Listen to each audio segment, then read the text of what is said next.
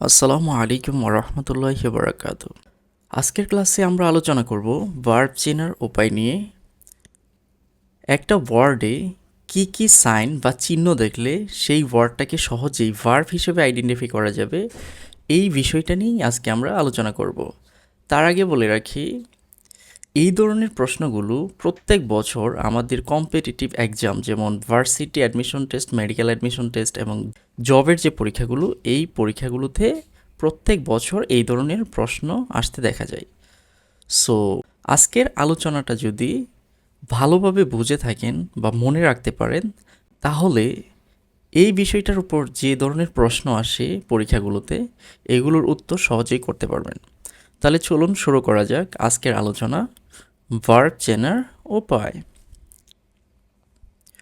সাধারণত কোনো ওয়ার্ডের শুরুতে ভিই, আরই, ইএন, ইএম ইত্যাদি, আবার কোনো ওয়ার্ডের শেষে আইএফওয়াই, এসই, জেডই, আইএসই, আইজেডই, ইএন, ডিই, আইএটিই ইত্যাদি থাকলে সেই ওয়ার্ডটা ভার্ব হবে। তাহলে এই বিষয়টা একটু খেয়াল করুন।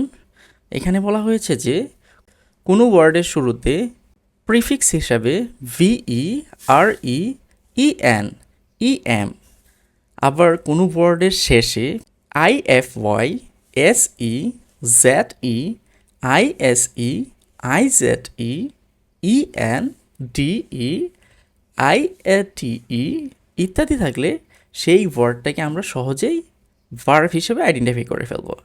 চলুন এই বিষয়গুলো উদাহরণের মাধ্যমে বুঝে নেওয়া যাক। যেমন নাম্বার 1, ভিই। তাহলে কোনো ওয়ার্ডের শুরুতে যদি ভিই থাকে তাহলে সেই ওয়ার্ডটা ভার্ব হবে। যেমন befriend, belittle, befool. এক্ষেত্রে অবশ্যই খেয়াল রাখতে হবে যে এই যে বি, যে প্রিফিক্সটা, এটা হয়তো কোনো নাউনের সাথে যুক্ত হবে, নয়তো কোনো অ্যাডজেক্টিভের সাথে যুক্ত হবে। যখন ভি এই শব্দটা কোনো নাউন বা অ্যাডজেক্টিভের পূর্বে যুক্ত হবে, তখন সেই ওয়ার্ডটা সাধারণত ভার্ব হবে। যেমন বি ফ্রেন্ড, এইখানে ফ্রেন্ড এটা হলো নাউন, এখানে ভি এই প্রিফিক্সটা নাউন ফ্রেন্ডের সাথে যুক্ত হয়ে বি ফ্রেন্ড ভার্ব হয়েছে। তেমনি বি লিটল, এখানে বি প্রিফিক্সটা লিটল এই অ্যাডজেক্টিভের পূর্বে বসে ভার্ব হয়েছে। তেমনি ভি ফুল, এইখানে ফুল নাউন এর পূর্বে ভি বসে ভার্ব হয়েছে। তাহলে কোনো ওয়ার্ডের শুরুতে ভি থাকলে সেই ওয়ার্ডটা সাধারণত ভার্ব হবে। যেমন befriend, belittle, befool. 2 নম্বরে রয়েছে ইএন, যেমন ইনেবল, ইনলার্জ, ইনকারেজ ইত্যাদি। তাহলে কোনো ওয়ার্ডের শুরুতে যদি ইএন থাকে তাহলে সেই ওয়ার্ডটাও ভার্ব হবে। 3 নম্বরে রয়েছে ইএম, যেমন এম্পাওয়ার, ইনভলভেন, ইম্বারেস ইত্যাদি। তাহলে কোনো ওয়ার্ডের শুরুতে যদি ইএম যুক্ত হয় বা ইএম থাকে সেই ওয়ার্ডটাও ভার্ব হবে। 4 নম্বরে রয়েছে আরই, যেমন রিনিউ, রিওপেন, রিভ্যালু ইত্যাদি। তাহলে কোনো ওয়ার্ডের শুরুতে যদি আরই থাকে তাহলে সেই ওয়ার্ডটাও ভার্ব হবে, বা কোনো ওয়ার্ডের শুরুতে যদি আরই যুক্ত হয় তখন সেই ওয়ার্ডটা ভার্ব হয়ে যাবে। 5 নম্বরে রয়েছে ডিই, যেমন ডিলাইট, ডিফর্ম, ডিবেস ইত্যাদি। তাহলে কোনো ওয়ার্ডের শুরুতে যদি ডিই যুক্ত হয় তাহলে সেই ওয়ার্ডটাকেও আমরা ভার্ব হিসেবে আইডেন্টিফাই করে ফেলবো। নেক্সটে রয়েছে আইএফওয়াই। কোনো ওয়ার্ডের শেষে যদি আইএফওয়াই যুক্ত হয় তাহলে সেই ওয়ার্ডটাও ভার্ব হয়ে যাবে। যেমন বিউটিফাই, ক্লারিফাই, সিম্পলিফাই ইত্যাদি। এই ওয়ার্ডগুলোর শেষে আইএফওয়াই রয়েছে, আইএফওয়াই রয়েছে, তাই এই ওয়ার্ডগুলো ভার্ব হবে। তাহলে সহজে মনে রাখবেন যে কোনো ওয়ার্ডের সাথে সাধারণত সেই ওয়ার্ডটা নাউন হতে পারে বা অ্যাডজেক্টিভ হতে পারে। তাহলে কোনো নাউন বা অ্যাডজেক্টিভের সাথে আইএফওয়াই যুক্ত হলে সেই ওয়ার্ডটা ভার্ব হয়ে যাবে। নেক্সটে রয়েছে এসই। তাহলে কোনো ওয়ার্ডের শেষে যদি এসই থাকে তাহলে সেই ওয়ার্ডটাও কি হয়ে যাবে, ভার্ব হয়ে যাবে। যেমন ক্লোজ, প্রপোজ, রিলিজ ইত্যাদি। তাহলে এই ওয়ার্ডগুলো শেষে এসই, এসই, এসই রয়েছে, তাই এই ওয়ার্ডগুলো ভার্ব হয়ে যাবে।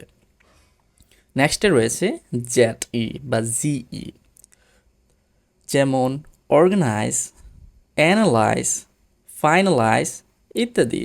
তাহলে কোনো ওয়ার্ডের শেষে যদি জেড ই বা জিই থাকে তাহলে সেই ওয়ার্ডটাও কি হয়ে যাবে, ভার্ব হয়ে যাবে। নেক্সটে রয়েছে আইএসই, যেমন অ্যাডভার্টাইজ, এক্সারসাইজ, সারপ্রাইজ ইত্যাদি। তাহলে কোনো ওয়ার্ডের শেষে যদি সাফিক্স হিসেবে এসই থাকে তাহলে সেই ওয়ার্ডটাও ভার্ব হয়ে যাবে। যেমন এক্সারসাইজ, সারপ্রাইজ ইত্যাদি।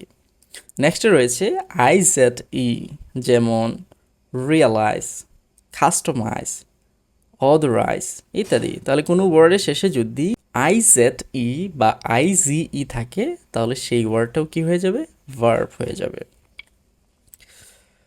এরপরে রয়েছে ইএন। তাহলে কোনো ওয়ার্ডের শেষে যদি ইএন থাকে বা কোনো ওয়ার্ডের শেষে ইএন যুক্ত হলে সেই ওয়ার্ডটাও ভার্ব হয়ে যাবে। যেমন ল্যান্থেন, ব্রাইটন, স্ট্রেংথেন ইত্যাদি।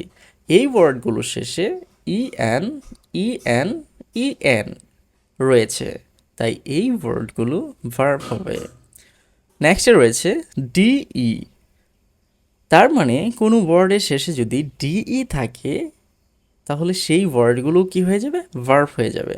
যেমন আপগ্রেড, ডিগ্রেড, ইনভেট ইত্যাদি। সাধারণত কোনো ওয়ার্ডের শেষে যদি ডিই যুক্ত হয় সেই ওয়ার্ডগুলো ভার্ব হয়। এই ওয়ার্ডগুলোতে আপগ্রেড এখানে ডিই রয়েছে, ডিগ্রেড এখানেও ডিই রয়েছে, আবার ইনভেট এই ওয়ার্ডের শেষেও ডিই রয়েছে, তাই এই ওয়ার্ডগুলো ভার্ব হবে। নেক্সটে রয়েছে আর ই, যেমন রিভাইজ, রিজেনারেট, রিবন্ড ইত্যাদি। তাহলে কোনো ওয়ার্ডের শুরুতে যদি আর ই থাকে সেই ওয়ার্ডটাও ভার্ব হয়ে যাবে। নেক্সট এবং সর্বশেষে যে সাফিক্সটি রয়েছে সেটি হলো আইএটিই, যেমন ডিফারেন্সিয়েট, সাবস্ট্যান্সিয়েট ইত্যাদি। তাহলে কোনো ওয়ার্ডের শেষে যদি আইএটিই বা ইট যুক্ত হয় তাহলে সেই ওয়ার্ডটাও ভার্ব হয়ে যাবে।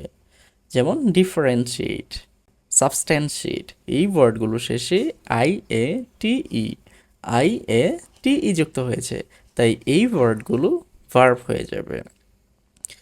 তাহলে যখন কোনো ওয়ার্ডের শুরুতে অথবা শেষে এই যে সাফিক্স বা প্রিফিক্সগুলো দেখানো হয়েছে, এই সাফিক্স বা প্রিফিক্সগুলো যুক্ত থাকলে সেই ওয়ার্ডটাকে আমরা সহজেই ভার্ব হিসেবে আইডেন্টিফাই করে ফেলব। তবে খেয়াল রাখবেন যে কিছু কিছু ক্ষেত্রে এই নিয়মের ব্যতিক্রমও হতে পারে। মানে এই যে নিয়মগুলো আলোচনা করা হলো সব সময় একদম 100% যে এই নিয়মগুলো মেনটেন করবে এরকম নয়, বরং কিছু কিছু ক্ষেত্রে কিছু ব্যতিক্রম হতে পারে, তবে মোস্ট অফ দ্য কেসেস এগুলোই হবে। আজকের আলোচনা এই পর্যন্তই। আশা করি আজকের আলোচনাটা আপনাদের জন্য হেল্পফুল ছিল। নেক্সটে দেখা হবে গ্রামারের নতুন কোনো টপিক নিয়ে। সেই পর্যন্ত ভালো থাকবেন, সুস্থ থাকবেন। আসসালামু আলাইকুম ওয়া রাহমাতুল্লাহি ওয়া বারাকাতুহু।